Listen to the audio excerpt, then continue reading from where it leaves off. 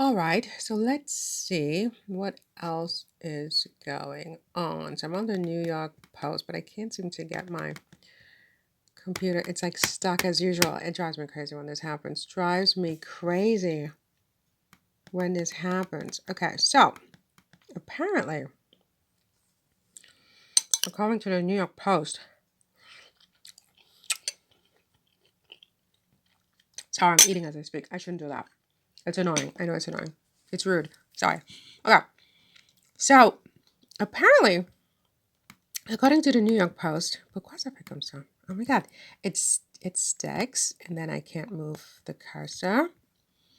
According to the New York Post in New York, okay, someone has mowed a giant phallus into the lawn at King Charles's coronation bash site. What in the name of God do you think that means? And it's a birthday that is marked in a sweet tradition with his mom most likely staying up until midnight for a very special reason. What in the name of God does that mean?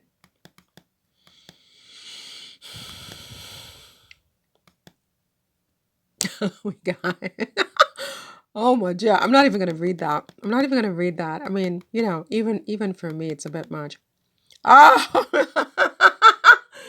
are you serious? Someone didn't do that. Although, you know what I think about this?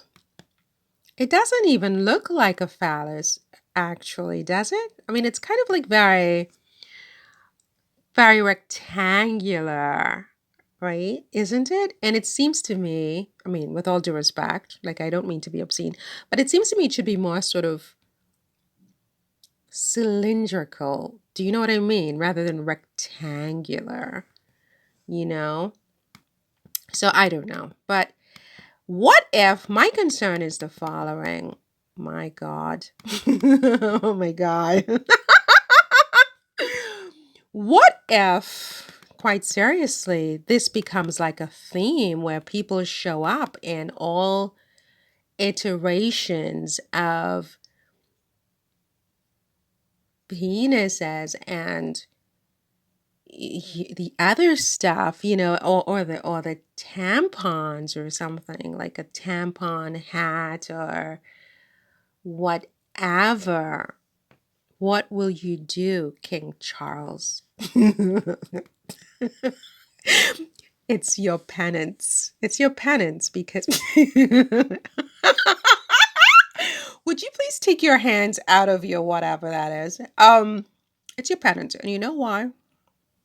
Because you should not have been having that conversation except with Diana.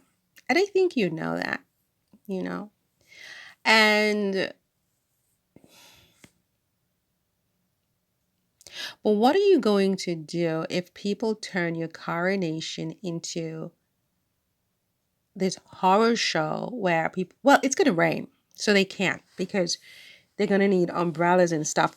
But what if they show up in, how many people can you arrest if they show up in hats made of penises and tampons? You know what I mean? It's a lot of people who could do stuff like that, or t-shirts, you know. My God, it will be something to be remembered into eternity. But anyway, Piers Morgan says that nobody does pomp and circumstance like the British. You know, he's very big on his pomp and circumstance. And so, reports that they may try and slim it down, that rather than the big 4-hour coronation that we saw for the Queen, his mother, that for him and his own Queen, Camilla, it may be a shortened version, maybe an hour or so, and less pomp and pageantry. I've got to say, I'm in two minds about this. I understand the optics in the middle of a cost of living crisis, but I also looked at what happened at the Queen's funeral and thought, my God, we showed the world what we can do when we put well, anyway, that's on still. this kind of thing. And that was a very sad occasion. Now we have a chance for a glorious celebration of our new monarch. Is it right to skimp? I mean, you live like a king yourself. I've been to your place. I mean, Buckingham Palace looked like a shoebox. But should we just go for it and say, you know what? Actually, this is what we do better than anybody else. We should, because Mm. So, yeah, they have set up King Charles for the backlash that's going to come at him like at 2,000 miles a minute The pomp of after this coronation is over and they start to do the tabulations and how much it costs and the cost of living crisis and this, that, and the next. And they're going to, there's going to be a huge backlash for the cost of this coronation. And people like Piers Morgan are going to be a part of that backlash.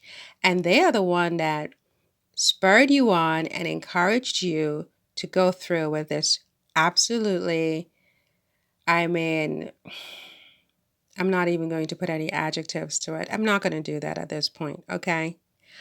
But people are struggling. People literally don't have food. They can't heat their homes. Okay, summer is coming, but people are really struggling, really, really struggling. I mean, you couldn't begin to imagine, sir. You know, you don't know what it is to be a pauper. You have no concept, right? You already have so much, right? And it's so important to you to go spend so much money on 3 hours of ridiculous pomp and pageantry and circumstance because people like Piers Morgan encouraged you to do it. But what is his intention?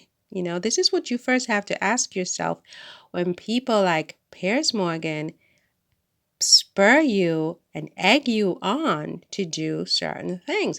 Because I think this coronation was a mistake, right? And I think that the mistake will be felt after, right? Not before and during, right? It's the aftermath, right?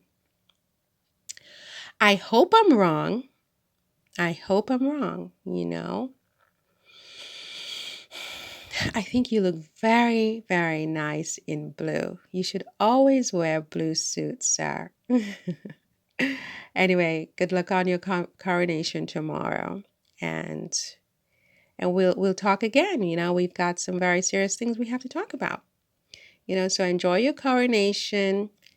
Be safe. I'm going to try not to say anything too sarcastic and cheeky and whatever, but I'm capricious, as you know, so I can't promise you anything. In this video, I just want to say be safe and prepare yourself for what's coming after.